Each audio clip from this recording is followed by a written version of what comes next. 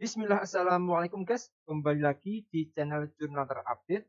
Nah, ibu kota negara pada pertengahan tahun ini mungkin akan segera pindah ke IKN guys.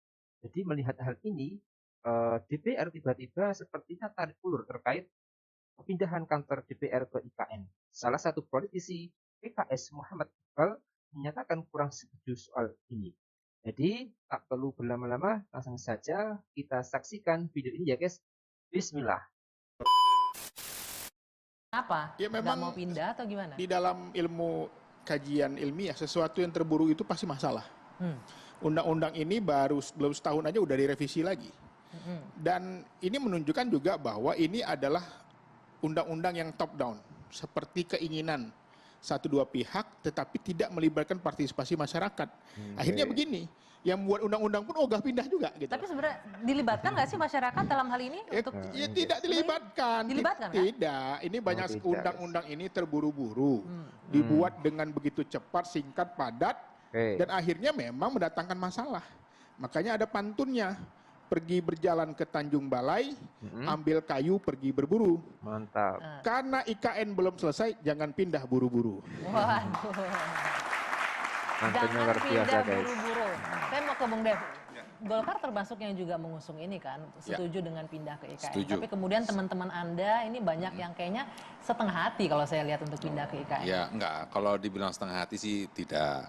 Cuman ya memang kita mempersilahkan yang 10 kementerian lebih awal bisa pindah duluan, sembari perlahan waktu ya kita akan juga perlu membangun infrastrukturnya, terus juga membangun supporting supporting staffnya, supporting sistemnya, sehingga ketika kita pindah itu semua sudah berjalan dengan lancar.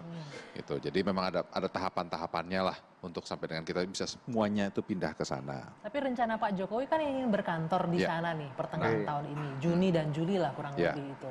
Bagaimana akan membiarkan pemerintah sendirian di sana? Ya enggak, kan yang tadi saya bilang kan semuanya bertahap. Ya kalau misalnya kita DPR mau cepat-cepat pindah kan juga gedungnya juga belum ada, perumahannya belum ada. Ini kan rumah-rumah menterinya juga baru mau jadi kan. Nah, terus kalau misalnya kita pindah 580 anggota, itu kan berarti kan kita juga ada satu anggota itu belum keluarganya ya. Terus belum lagi dengan supporting staffnya. Kan tiap anggota itu ada sekitar 7 orang. Terus belum lagi staf komisi, staf sekretariat jenderal. Nah ini kan kita bicara ribuan, itu hanya DPR, MPR, DPD saja, belum kementerian-kementerian yang lainnya. Nah, ya memang ini butuh waktu. Nah itu kita akan fully support untuk agar proses ini bisa berjalan dengan smooth.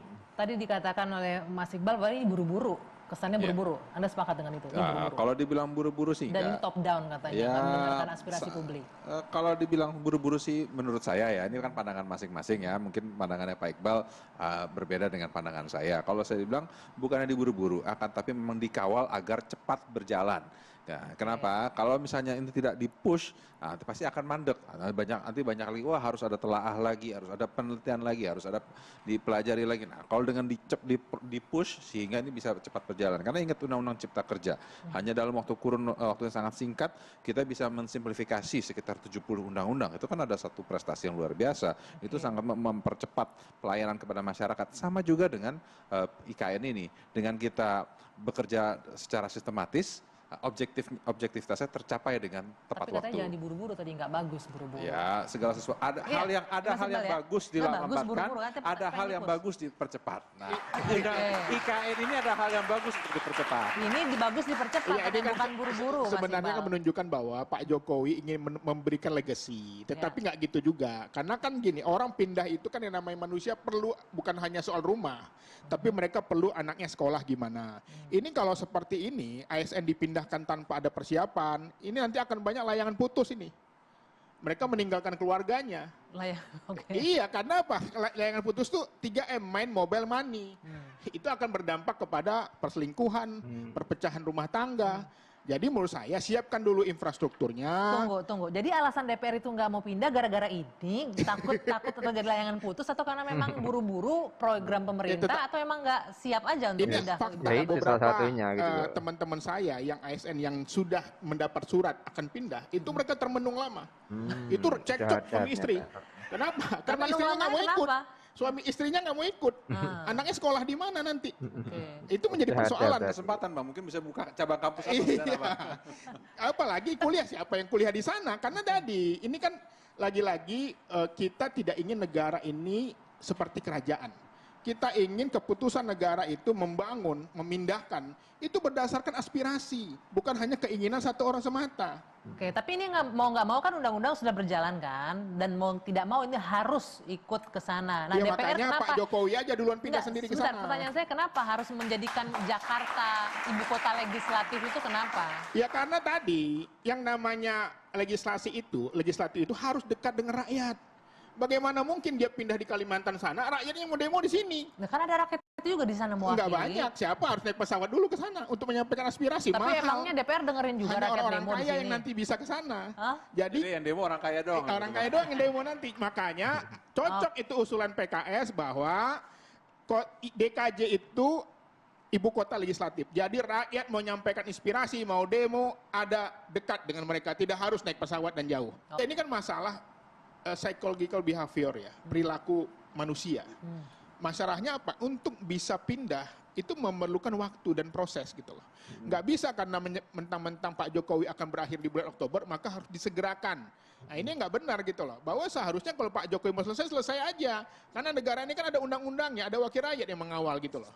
Jangan memaksakan upacara harus di sana, harus pindah di sana, karena ingin hanya sekedar meninggalkan legacy. Tapi tidak tidak empati kepada orang yang berdampak kepada kebijakan itu. Bagaimana anak-anak ASN ini, bagaimana keluarganya, bagaimana istrinya.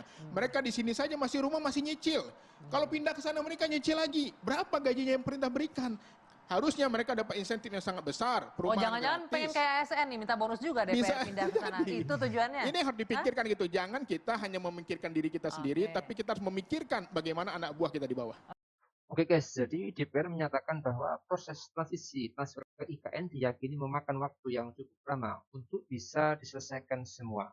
Oleh karena itu, merekomendasikan agar DKI Jakarta itu dijadikan sebagai ibu kota khusus legislatif. Jadi dalam sesi diskusi tadi yang mungkin bisa saya uraikan, politisi PKS Muhammad Iqbal ini memberikan kritikan kepada pemerintah, guys. Iqbal mengatakan pemindahan IKN ini kalau bisa jangan buru-buru, karena masih butuh proses dan waktu. Jangan mentang-mentang masa kepresidenan Pak Jokowi mau berakhir di bulan Oktober, maka harus disegerakan. Muhammad Iqbal tak setuju dalam waktu dekat memaksakan upacara harus di istana, harus pindah di sana, karena hanya ingin meninggalkan sekedar legasi, tapi tidak empati kepada orang yang berdampak pada kebijakan itu. Iqbal kasihan terhadap anak-anak ASN nanti kalau pindah. Bagaimana keluarga ASN ini mau sekolah atau kuliah? Rumahnya aja masih nyicil, bagaimana kalau mau pindah? Jangan hanya memikirkan diri kita sendiri, tapi pemerintah harus juga memikirkan bagaimana nasib anak buah di bawahnya, guys. Jadi itulah yang menjadi pertimbangan politisi dari PKS Muhammad Iqbal, guys. Jadi mungkin itu yang bisa saya uraikan untuk video kali ini. Tulis komentar di bawah ini ya guys ya. Saya izin pamit dulu. Wassalamualaikum warahmatullahi wabarakatuh.